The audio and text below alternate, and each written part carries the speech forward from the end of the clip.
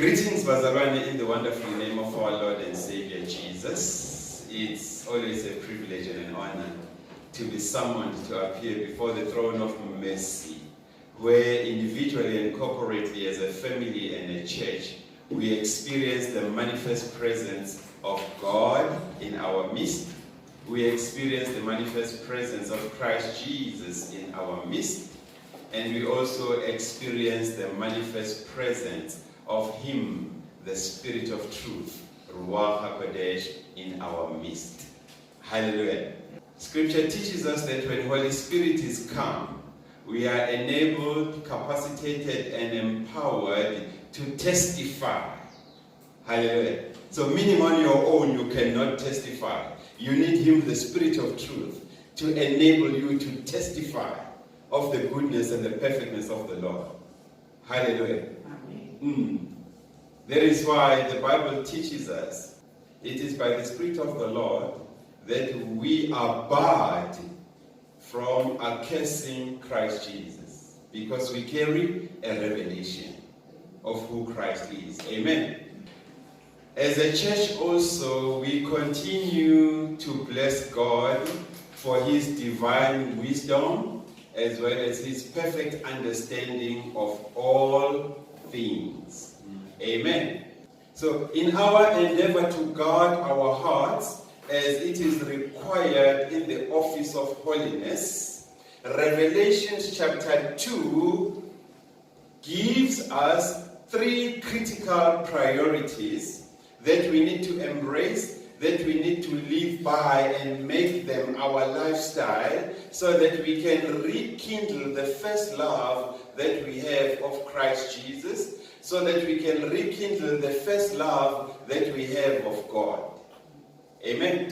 Amen. Because if we don't, Scripture says God will come in very quick and very fast to remove your menorah, to remove your lampstand from its place.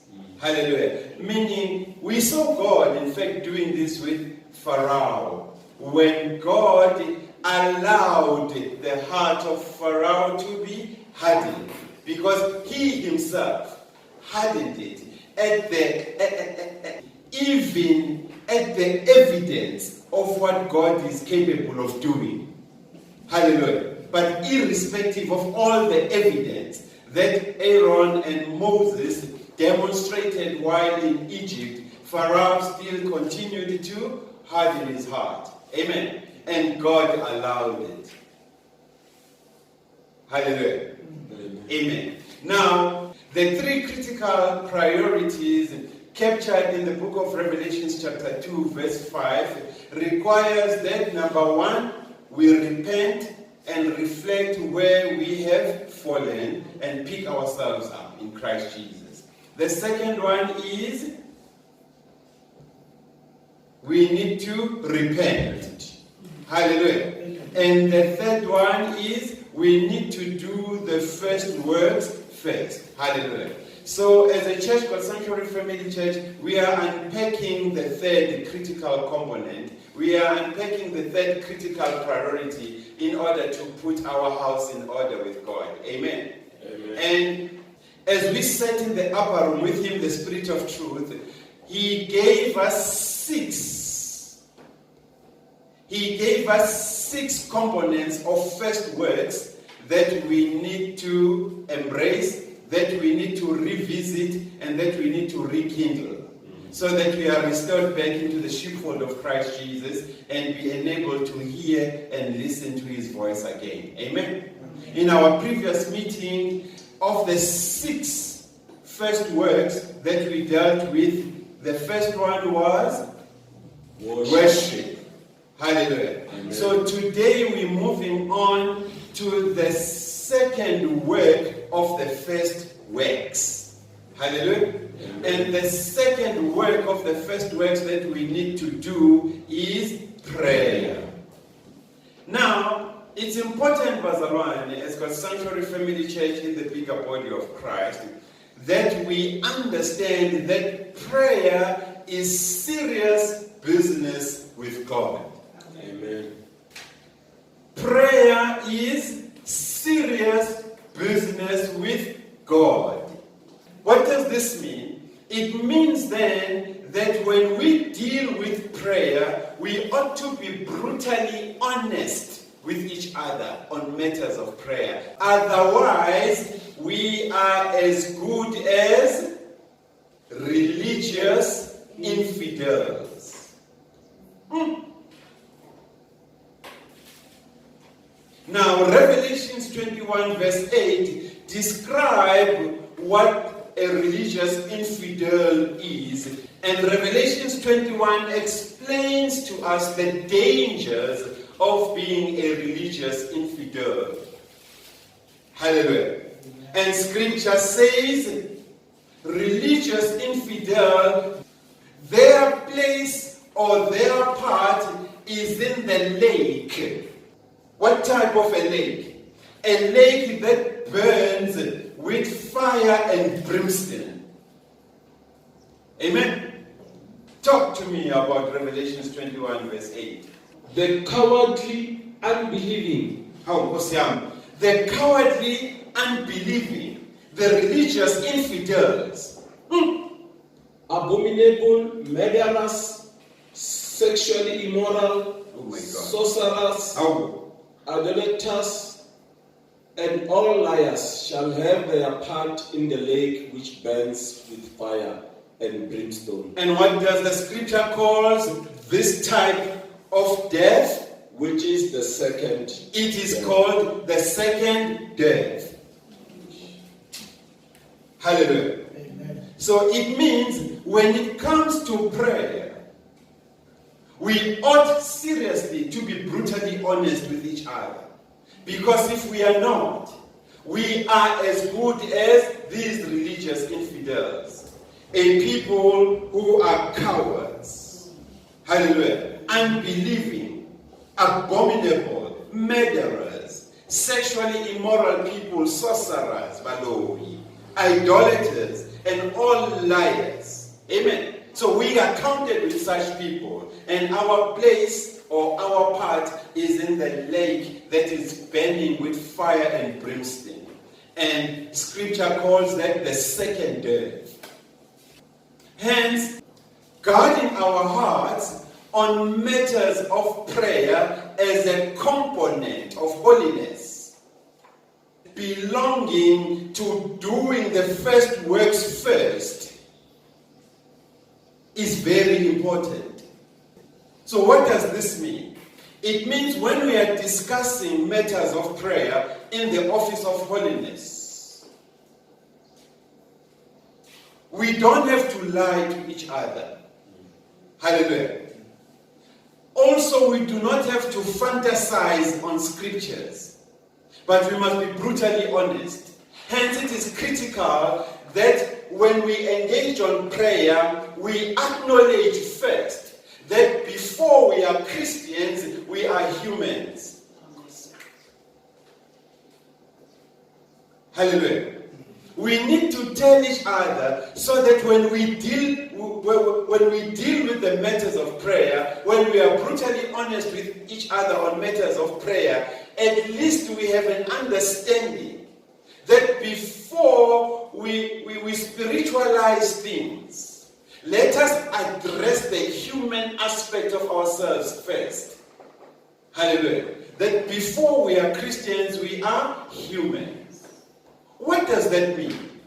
It means as humans who are Christians, we do go through times of turbulence in our lives where we even begin to think that God does not listen to our prayers.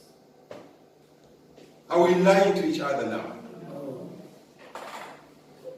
Are you with me, Brother Ryan? Amen. There is moments in our lives where we feel like our prayers are not reaching God. They just make a U-turn before they even hit the ceiling. Hallelujah. And those thoughts do visit us. And if we ignore them, we will be fantasizing on matters of the Spirit, because we shall not be brutally honest with each other and tell each other the truth about prayer. So being human, it exposes us to doubt, and it also exposes us to fear. Hallelujah.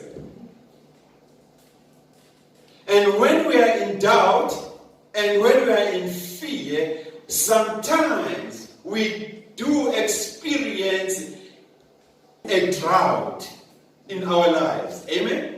And it's like our prayers are not being answered. Hallelujah. Sometimes we even ask questions in our prayer. We even ask questions in our moments of meditation where we don't speak even a word out, but we speak from within. Hallelujah. As humans, where we say, is there anything that I have done in my life that makes God ignore my prayers and not answer them?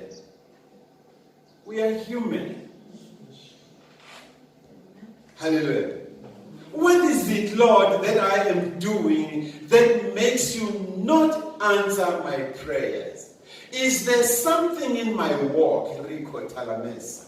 Is there something in my walk that I am doing that makes you unresponsive to my prayers? Hallelujah.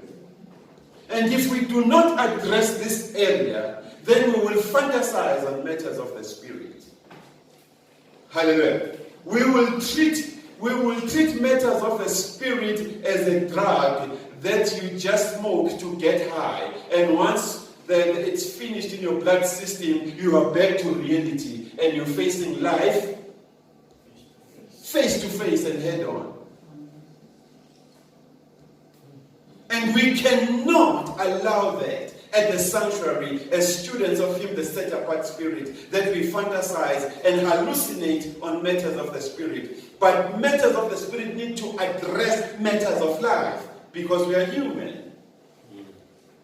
And that is why we ought to be brutally honest with each other with the truth of God, the gospel truth. And more often than once, as human beings, when we approach the throne of mercy, it is very seldom that we are critical of ourselves. Hallelujah. We don't approach the throne of mercy when it comes to prayer with an admission of guilt. That maybe I'm partly guilty of an unanswered prayer. Hallelujah. So that is why when we are brutally honest with each other, over and above the feelings that we go through, over and above the emotions that we go through on unanswered prayer, we also have to conscientize ourselves. We need to spiritually awaken each other and say, let us also take a moment. Hallelujah. Let us also take a moment and question ourselves if the God we are praying to is the reason for unanswered prayer. Hallelujah. Which therefore pose the question, which God are you praying to? And that is where we need to declare up front as members of the bigger body of Christ, which God we are praying to before we claim that God is not answering our prayers. Because you may be surprised when you are in the fellowship with the saints and you tell them about the God that you pray to, that they will correct you and rebuke you, that no wonder your prayers are not answered. And all along you've been telling people of the world when a wrong testimony that God takes too long to answer prayers. Kandi, you were praying, according to James, you were praying amiss. Hallelujah.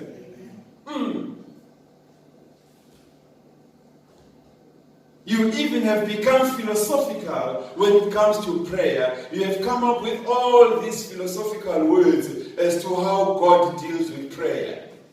Amen. but those cannot be audited in the scriptures, in the Bible. Hallelujah. Hence, at the sanctuary, as a word-based church, we need to ask the question, my God, what does the Bible say? What does the Bible say? Before we start attacking God. Because as students of Him, the set-apart spirit, Ruach HaKodesh, we have been taught at the sanctuary that the fervent prayer of a righteous man avails much. And God is not man, nor a son of man, that He can lie or change His mind concerning His word. He's a God of His word, and He watches over His word to perform it. Hallelujah. Now let's go to James 5, and we look at verse 16. To understand the brutality required of us when we deal with matters of prayer. Hallelujah. Confess your trespasses to one another. How? Wait a minute. Did you get that? If we are to be brutally honest, before we even approach the throne of mercy in prayer to bow the knee of our hearts before God, these are the protocols. And James says, confess your trespasses to one another. Confess your trespasses to one another and do what? And pray for one another. Confess your trespasses to one another and pray for one another. And that calls for an element of trust. Hallelujah. Because not every person in the church or in the ministry is worth your confession. Amen. That is why it's important that you pray to God to lead you as to who you can confess your sins to. I may be your pastor, but not qualified that you confess with me. Hallelujah. Because your matter will be a preaching material on the pulpit. You confess to me your situation, I create a preaching out of it. And you become hurt. You become broken in your spirit. I trusted the pastor. And look what the pastor is doing. My matter has become a talk of the church among the leadership of the church and the elders. And what is my decision when that happens and I'm in the house of God? Do I stay? No. Never.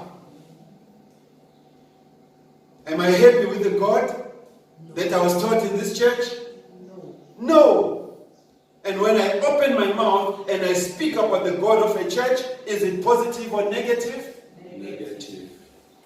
And the very church begins to curse you for talking bad about God and for talking bad about the pastor. Yet, you are a product of the very same church and pastor who took your matters under trust and made them for public consumption. Amen. They even pride themselves that when they are en route to hell, can't you know your blood is counted in their hands? They are the reason. They are the reason that you backslid. They are the reason that you left your estate in Christ. Amen? Now, when that person comes to God's Sanctuary Family Church, we cannot fantasize over such a person and spiritualize things. Hallelujah. We need to anchor this person first in Christ. Hallelujah. That's where we need to start. And look after the welfare of this person from an anchor called Christ, where Christ becomes the center of such a person. Hence, we take most of our people at the sanctuary, including yourselves and me, through Christ-centeredness. Hallelujah. And once we are comfortable in Christ-centeredness, and we are able even to admit guilt and request for God to forgive us, then we move on to spiritual victory encounter, because now your spirit has been liberated. You are now beginning to testify of the goodness and the perfectness of the Lord. Hallelujah. Amen. And once you qualify in that, then we take you through evangelism, where we can now release you to talk to people without us eavesdropping. What are you saying to people? We are now confident. Christ is your center, and you are experiencing victory in your spirit. We are singing from the same hymn book. No philosophy here. Are you with me, Bazaran? Amen. Are you following this teaching? Amen. Talk to us about James. Confess your trespasses to one another. Confess your trespasses to one another and pray for one another. Hallelujah. That you may be healed.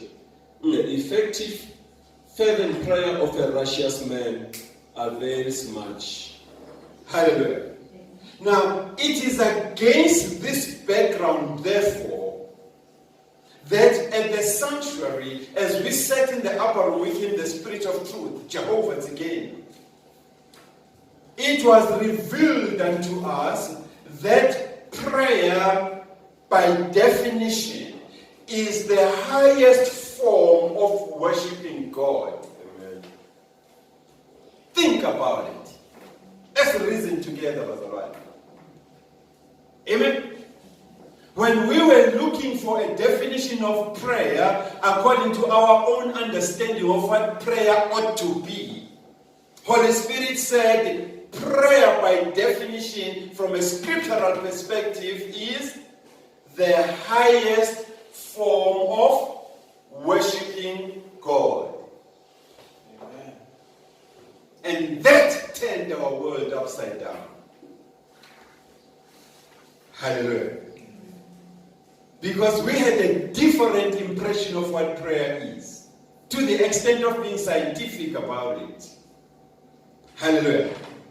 Now, if prayer is the highest form of worship, it means, therefore, built into prayer is how we ought to communicate with God. So there are protocols in prayer that we need to observe.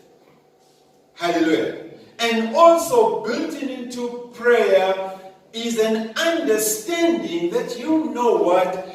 Prayer is like a lifeline between God and man.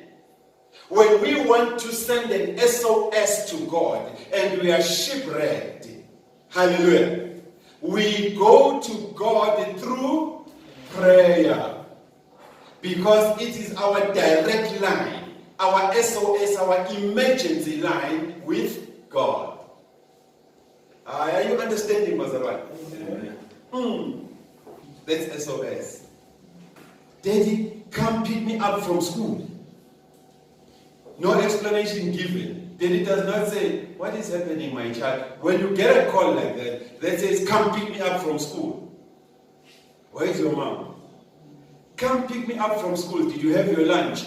Come pick me up from school. Are you wearing school uniform? You don't ask those questions. Amen. Hallelujah. You will find out when you reach the child what's going on. And the same is true with us and God.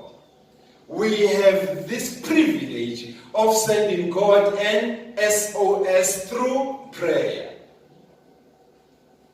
Hallelujah. As our lifeline to God. Also built into prayer is an understanding that we need to embrace, that God also speaks to us through prayer according to his own terms of engagement, according to his own rules of engagement. So it means, therefore, prayer prayer is not for men, but prayer must be directed to God. Hallelujah.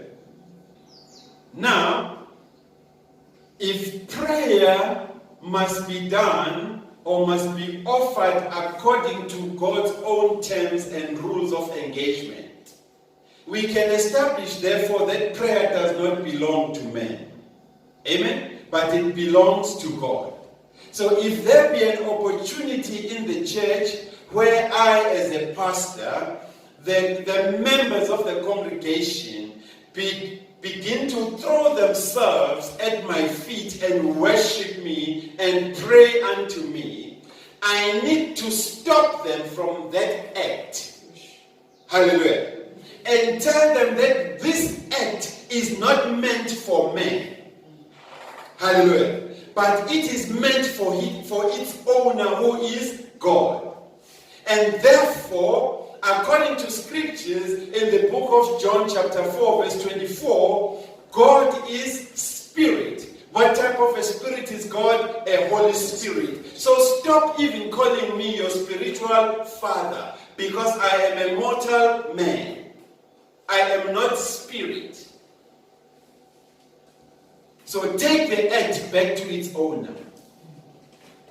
So what does this mean then, if prayer is owned by God?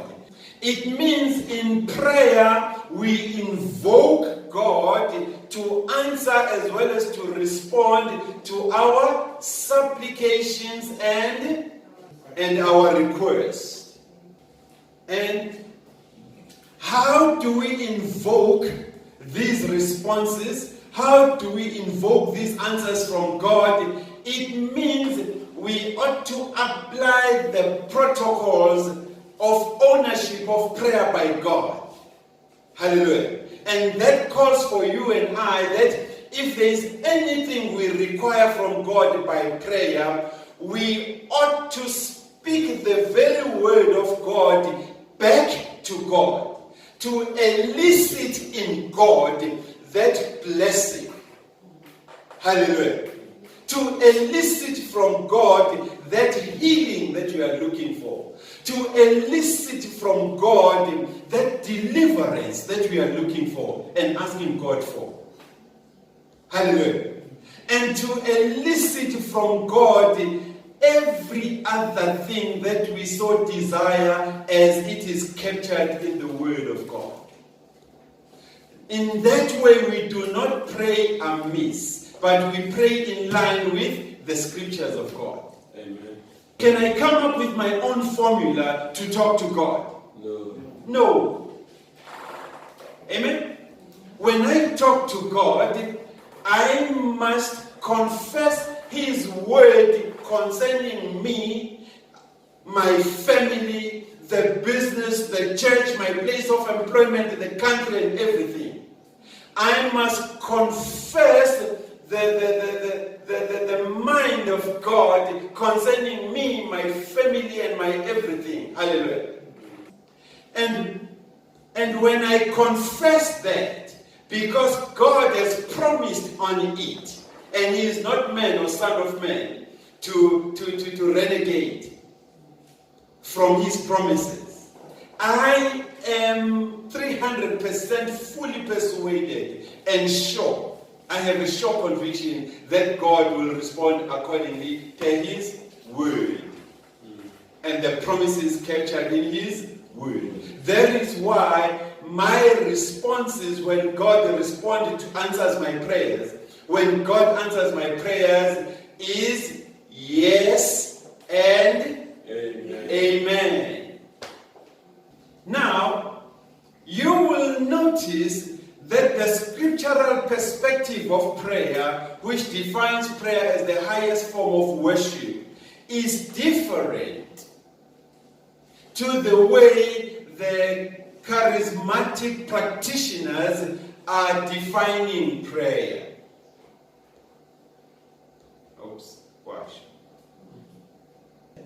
The charismatic Christian practitioners have attached their own meaning of what prayer is, contrary to that which is captured in the scriptures. The charismatic practitioners have come up with a new concept of prayer, which is name it and claim it. Hallelujah. It means to the charismatic Christian practitioner, prayer is defined as a special type of energy that has creative power. This creative force that is able to give you what you want. Amen? Amen. It has got this energy, this creative force to give you what you want. What you want. That is very critical to underline. So what does this mean? It means, from the perspective of the charismatic practitioner, God is sitting in his heaven doing absolutely nothing. He is just sitting and he is being idle. He is waiting for mortal men. Are you understanding, Brother? He is waiting for mortal men to initiate him into doing something for him, for mortal men. God is sitting idly in his heaven, waiting for us mortal people, waiting for mortal men to activate him by giving him an instruction as to what I want through prayer. Prayer is for God. Amen? It is not for men. Because built-in into prayer is a lifeline between God and man. Built-in into prayer is protocols on how men ought to communicate with God. Built-in into prayer is how God also speaks to men in his own terms. He determines the rules of engagement. Amen? Amen. And therefore you cannot make prayer to men. Are you with me, Brother? But from a charismatic perspective, there is a new wave of teaching that is taking the church by storm. Hallelujah. Where mortal man is taught that prayer is not the highest form of worship, but you use it as that creative force. Amen? You use it as that creative force that is able to activate God to do whatever that you want God to do for you. In other words, they teach that prayer is mortal man giving permission to God to intervene on matters that affect men on earth. Do you see the paradox and the conflict in here? Man who is a creation of God, man who is the workmanship of the hands of God, staying in a world that is also the workmanship of God. Now man has turned around and become a God himself to God. To the extent that man now, who is a workmanship of the works of God, is able to give God permission. Who are you to give God permission? There is no way man would give God permission.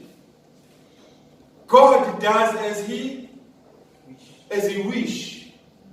He is not confined by man. That is why scriptures in the book of Isaiah chapter 44, and you take it from verse 6, defines to you who God is vis-a-vis man. And that there is no way man can be the counsel of God to tell God how to be God. So, it means then that from the charismatic perspective movement and their practitioners, their understanding of prayer carries elements of manipulating God and assuming Godship yourself over the sovereignty of God. Hallelujah. Because you are now the one that gives God permission to act on earthly matters. Hallelujah. Because your God is waiting for instruction from you. Amen. And some of us believe that. And unfortunately, because of time, we cannot go deeper. But if you come with us on Wednesday, then we can discuss it further. Hallelujah.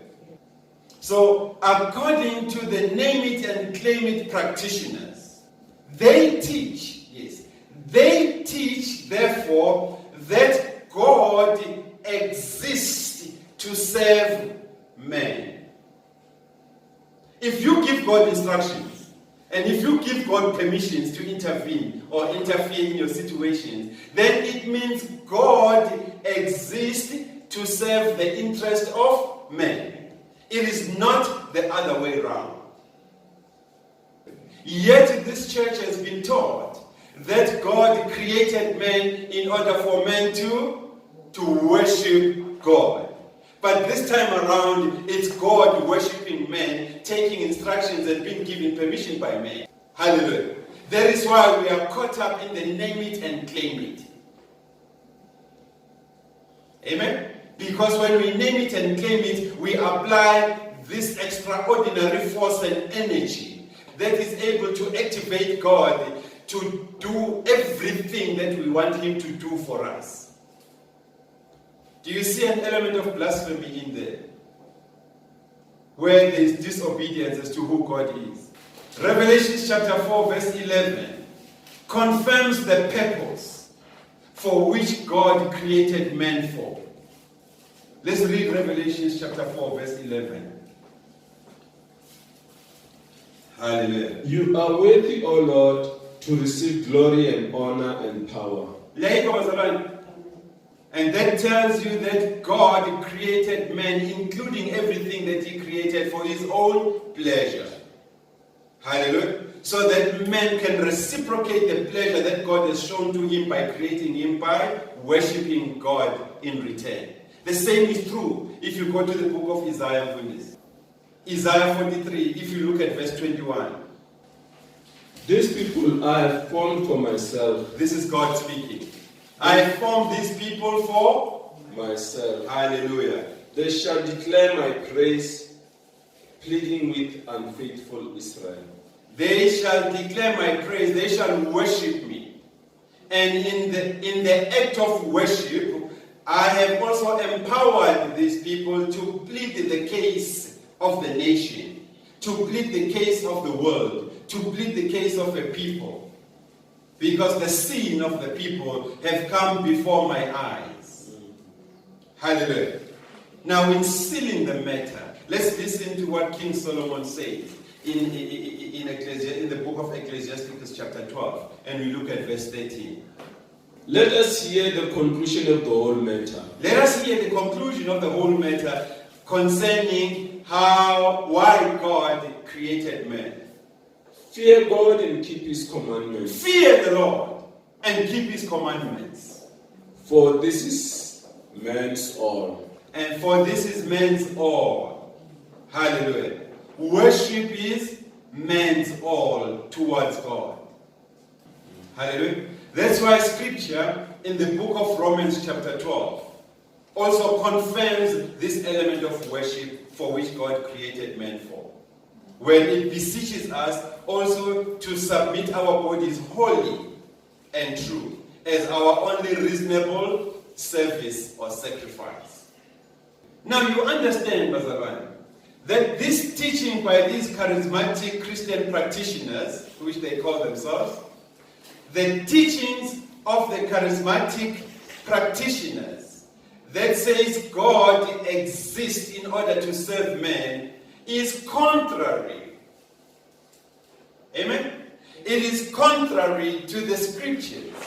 Take, for example, if you go to the book of Matthew chapter 6 and you look at verse 13. Hallelujah. You would realize that no, man, something is not right with this type of teaching that takes away the highest form of worship from prayer, but instead establishes man as a God himself. So this type of teaching, therefore, it contradicts the scriptures. It contradicts Matthew chapter 6, verse 13, which requires that prayer be preceded by humility. Amen. These are the protocols of prayer as the highest form of worship. Because you cannot enter into a space of God with pride, but you need to humble yourself by the sight of the Lord. It is Him, God, that would lift you up. Amen. Now read Matthew chapter 6, and you look at verse 13 just for starters. And do not lead us into temptation. Hallelujah. But deliver us from the evil one. For yours is the kingdom, and the power, and the glory forever. Amen. Amen. We just took that part of the entire Lord's Prayer. Hallelujah. So that we can stimulate thought in each other. That you cannot say these words unless you come before the throne of mercy with a humble and a teachable spirit. Hallelujah. So it's important, therefore, to understand, Bazalwane, that humility must precede your prayers. Hallelujah. Because without being humble, without humility, your prayer is useless. Your prayer is vanity. It doesn't make sense. In fact, it will be an unanswered prayer. Because when you are the servant of God and you are righteous, pride is absent from you. Hallelujah. Pride is absent from you. But if you pray from a position of pride, then tough, the prayer won't be answered. Now, Pastor T and God's Sanctuary Family Church, when you say humility must precede prayer, are you speaking from your feelings? Are you making your own constructions? Or you can be audited from the scriptures of what you have said? The answer is yes. You can audit all this teaching and preaching from a scriptural perspective. In fact, let's go to the book of 2 Chronicles chapter 7. And we look at verse 14 to understand whether it is an imperative that prayer must be preceded by humility. Hallelujah. Let's go to 2 Chronicles chapter 7. And we're looking at verse 14. Amen. Sichaba saga se sibitshwa ka leina laka. Now, in English it says, if my people who are called by my name, if my people who are called by my name do what? Will humble themselves.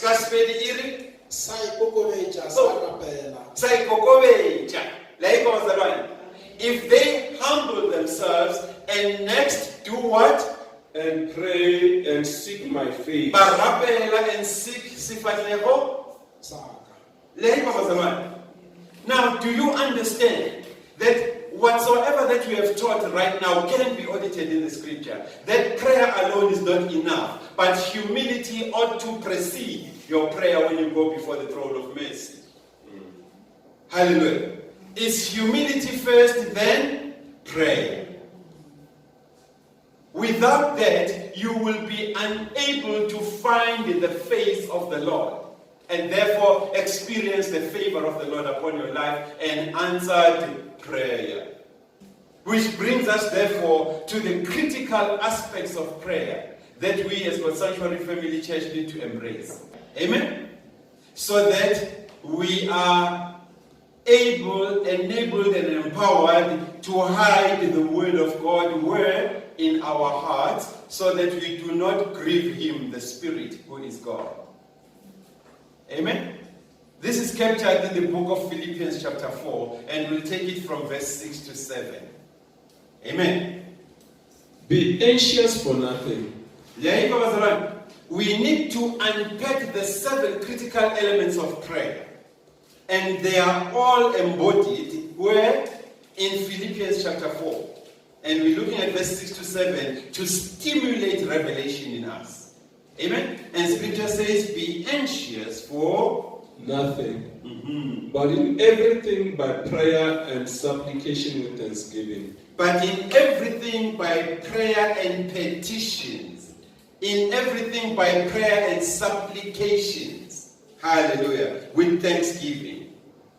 Let your requests be made known to God. Hallelujah. It doesn't mention anything about men here giving permission to God.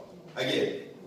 Hallelujah. So it says, let your request be made known to God, and the peace of God which transcends or surpasses all understanding will guard your hearts and minds through Christ Jesus. Now that calls for us, therefore, to look at these 7 critical components of prayer that we need to embrace. Amen? So the first one, according to Scripture, is petition. Amen. Petition or petitioning. Now, when you are petitioning God, it means you bringing your spiritual, you bringing your emotional, and you are also bringing your physical needs to God for His attention. You are making an appeal to God in respect of the cause that is troubling you, and you want God to intervene in it. The second critical element of prayer is request. Now, when you request God, it means you are revealing your motives and making them known to God. You leave no stone unturned. Amen? You are not a secret believer. You are lodging your case formally with God. The third critical element of prayer is confession. It means you are admitting guilt before God. Hallelujah. And you are not here to grieve over your sin, but you are here to confess your sins before God and change your sinful ways. You are embracing God's mercy and love concerning you. And God showed you His mercy and love through Christ Jesus when He became a substitute for your sin. I'm reminded of Sunday school, John 3:16, which says, "For God so loved the world that He gave His only begotten Son, that whosoever believes in Him should not perish, but have an everlasting life." That only happens when you confess. Amen. The fourth critical element of prayer is thanksgiving. What does this mean? It means you ought to depend on God. Amen. Hallelujah. Your sufficiency must be of God as a minister. Amen. It must not be of your own. Because it is Him, God, who makes you and I sufficient ministers of the new covenant of the Spirit. Hallelujah. And this new covenant of the Spirit is established in Christ Jesus. And Scripture in the book of Romans chapter 8 verse 1 says, this new covenant of the Spirit in Christ Jesus is the very covenant that bails us out of the laws of sin and death. So let's depend upon God. Now, if you have experienced forgiveness, it means also you begin to give gratitude towards God. You express your gratitude towards God. You do not hold back. 1 Chronicles chapter 16 verse 34 says, "Give thanks to the Lord, for He is good, and His mercies endureth forever." Hallelujah. As kings, you will search the Scriptures when you are home. Amen. And the last one is intercession. The last critical aspect of prayer is intercession. Now, when you intercede, you take away selfishness and pride. Because in intercession, you are required to report the cases and issues of other people. It's not always about you. Amen? In intercession, you report the cases of others. It's not always about me. So if you are a selfish person, intercession will be very difficult for you to do because you are constantly in competition with other people. And therefore intercession is absent from you. So there is something embedded in intercession, particularly among us, who have received Christ as Lord and Savior unto salvation, and therefore bear the marks of Christ in our bodies. Amen. It is required of us, according to the doctrine of Scripture, according to the doctrine of the apostles, that you cannot abandon a person who carry the same marks as you are of Christ Jesus. Hallelujah. Are you with me, Pastor Ryan? You cannot abandon a person, you cannot abandon a fellow Christian who carry in his body the same marks as you carry, just because he has backslidden or she has backslidden. What are we saying, Pastor Ryan? We are saying it is wrong to abandon a person whom you know this person was saved. And some of them were saved at the same time as you were. And some were saved later, some were saved before you. And you know that so and so is saved. Hallelujah. But just because he is now a tavern queen, whether you are abandonation. I spoke in, what type of English is that? Abandonation. Hallelujah. Let's go to the book of Mark chapter 16 and we look at verse 7. Peter is a disciple of Christ Jesus. Amen? He has accepted the lordship of Christ Jesus, and therefore he bears the marks of Christ Jesus in his body. Amen? But the very same Peter, if you go to Mark chapter 14 and you look at verse 27, the very same Peter who bears the marks of Christ Jesus, and on top of that being a disciple of Christ Jesus, we see him denying Christ Jesus. Hallelujah. We see him denying Christ Jesus. And if you look at verse 66, while he was in the courtyard after Jesus had been arrested,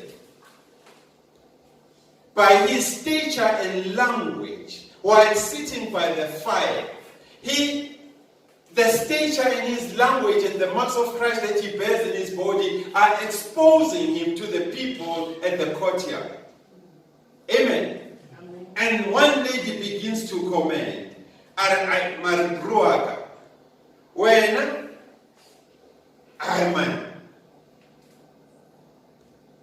you were also with Jesus. By your stature and language we can tell. Marie Peter Ari, I never know or understand what you are saying. Hallelujah. And the lady you are one of them, the disciples of Christ Jesus. And Peter Ari, no. But surely you are one of them. No, man. But your speech is exposing you. Peter Ari, no.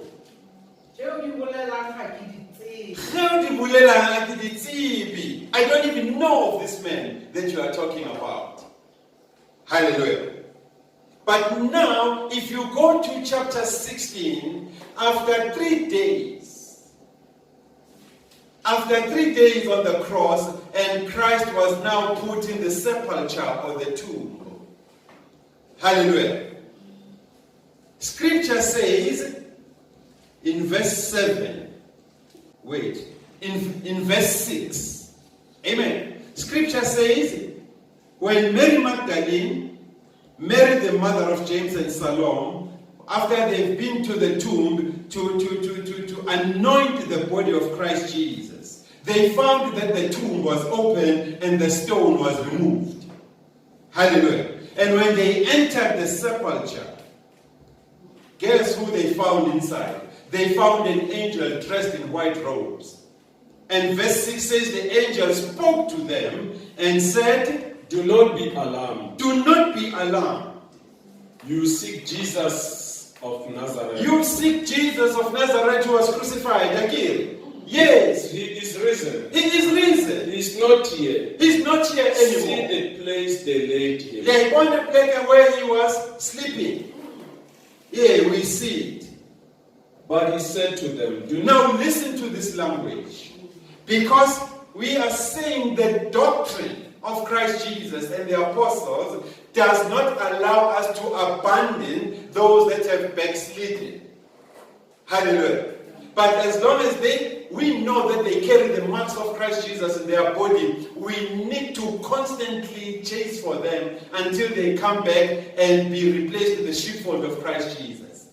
Now listen to the language of the angel. The angel is saying, I have been given instruction by Jesus whom you are searching for. Hallelujah. I have been given instruction by Christ Jesus whom you are searching for. And what is the instruction? Go tell his disciples. Go, angel, and tell my disciples, and stop there. And wait a minute. Angel, go and tell my disciples. Hallelujah. And now, of the disciples of Christ Jesus, we know that there is one that has backslidden, that has denounced or declined Christ Jesus. And his name is Peter. So surely in this message, according to the Christians of the 21st century, Peter is excluded in this message. Because the Christians of the 21st century, they abandon their own once they have backslidden. Are you with me, Bazaban? Amen. We abandon our own. But listen to Christ Jesus, who is God in person. And is teaching us today that we ought not abandon people who carry the marks of Christ in their body. People with whom we were saved. Hallelujah. Angel, go tell my disciples. And not only my disciples, even the backslidden one. And his name is Peter. Tell Peter also. But if it was me, Nathi Twala, I would say, don't even talk to that bastard. Hallelujah. He denounced me in front of people. They understand Abazarwan. And what message must you tell to my disciples, including Peter? Talk, angel. Jesus is going before you into Galilee. Hallelujah. Kaspedi iring. Yes. Hallelujah.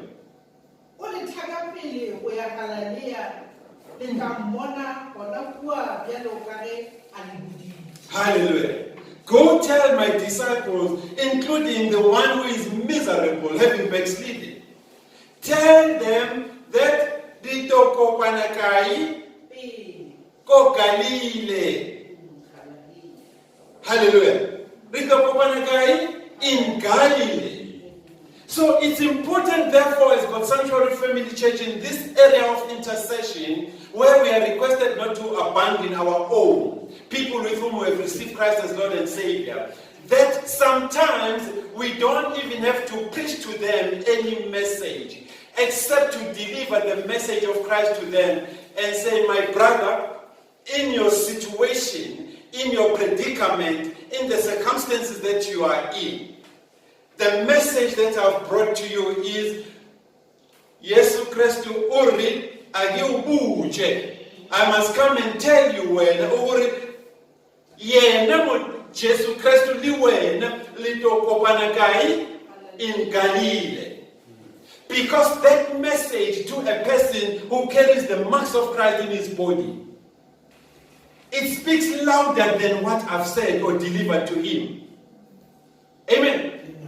Meaning, all that I'm saying, when I see you at the brothel, when I see you wherever in areas which are abominable to what you proclaimed before concerning Christ Jesus, I will say, Jesus has sent me to you to tell you today you ought to find your Galilee where you're going to meet. Hallelujah. And as the sanctuary, we may be your Galilee because we are a word-based church and we preach the truth. Hallelujah. Amen. And so, Bazalwane, that girl in the church who became pregnant and became a talk of the church, scriptures were read concerning her. Scripture, pulpit teachings were based on this girl that got pregnant in the church. Hallelujah. Today, we ought to go back to this girl and say, Modimo ore arikopaneng go Galile wena. Hallelujah. Let's stop judging the people of God. But let's tell people the message that God wants you and him to meet tonight. Where? In Galilee. And that message is only revealed in intercession. Because it's not about you, it's about other people as well. We need to present the cases of other people. And when we present cases of other people to God, God will give us a message. Hallelujah. You may have abandoned me, you may have abandoned a friend just because of rumors that you have heard. Hallelujah. You may have abandoned a friend, you may have abandoned a brother, you may have abandoned even your family because of the rumors and allegations that you have heard about your family. Hallelujah. Your aunties, your uncles, Boraman, Borahu. Hallelujah. You may have heard things about them. And whenever you grew up, you never saw Muloi in your Raman. You never saw Muloi in your Rahul. You never saw Muloi in your mom. They taught you Christian values that made you the person you are today. Hallelujah. But because of the feud among members of the family, you have taken aside. And you call yourself a Christian, and boom, you've breached the code of intercession. You cannot abandon people who carry the same marks as you do. But instead, you go to your Likunutin Limre, and God will give you a message. And you go tell Nathi, Rito Kopanagai, Kokali. Hallelujah. This is the message that we are taking to the world today in the era of prayer. Are you with me, Bazarai? This is the message that we are taking to you today in the era of prayer. We have been sent by God to talk to you today, my friend. And we don't carry any other meaning, any other message. We don't even want to spice it. All that we are telling you, Jesus said, he has gone ahead of you and I. Let's therefore meet in Galilee. Whatever that prophetic message is saying to you, it is between you and your God. Because you know what happened in Galilee for yourself and for your life. Hallelujah. That backsliding guy who went back into drugs and substance abuse, and the church was celebrating that Wambona, he's on his way to hell. Today, God is saying you cannot abandon him. Go back to him. Because he still carries the same marks in his body as you are. And they will judge him. Or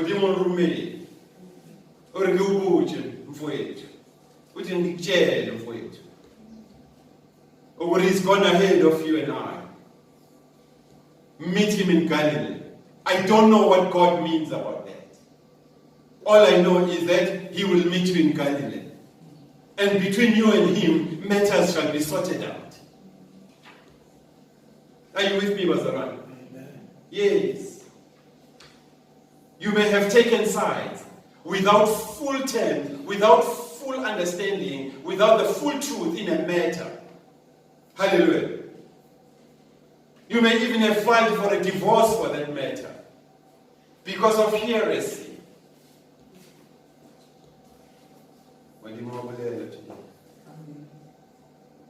God is talking to you and I. In Galilee. And in Galilee, matters shall be sorted out. Let's not abandon the people of God. Amen. Let's not abandon people of God based on false accusation. Let's not abandon people of God based on heresy. Let's not abandon people of God based on our own feelings pertaining that person. Hallelujah. Particularly those who bear their bodies the same marks as we do, the marks of Christ Jesus, because they were once saved. Let's go back to them and say, and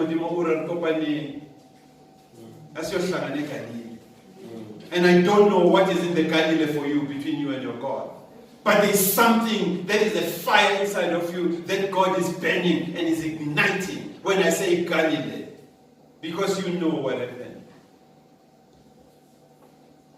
Hallelujah. We are a people who are creased. We need a lot of ironing out. We are a people who are of unclean lips. We live among people of unclean lips. We live among people who need a lot of ironing like we are. And today we raise our hands towards the heaven and we say, God, in your heaven, we admit guilt. We abandoned our own. We have abandoned our own because of judgment. Hallelujah. Send your angels, your cherubim from your heaven, my God. Send him with a tongue, loaded with a coal of fire, to purge us from our sins and iniquities and judgment of other people. Hallelujah. Purge us, my God. Cleanse our lips, cleanse our mind, cleanse our heart, rectify our walk with you.